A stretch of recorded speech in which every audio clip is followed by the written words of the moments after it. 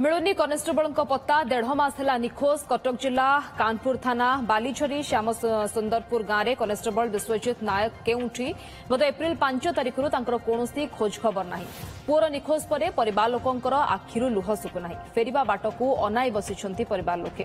किंतु फेरुना विश्वजित कि कौन खोज खबर भी मिलुनी फल परिवार लोके आशा आशंकार रही विश्वजित भुवनेश्वर तमांडो थाना कनेस्टेबल भाव में कार्यरत अच्छा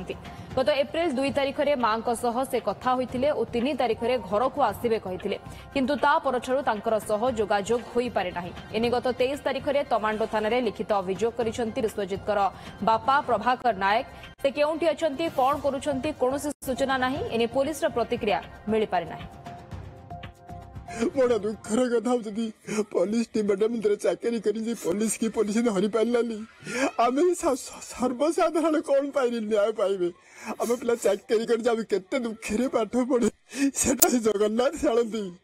आज थाना वाला हताश करदे मो पिला को आज हजईदेल तुम 2 तारिख दिन मो पुओ साथी कथा 2 तारिख दिन 1:30 बेले मो कथा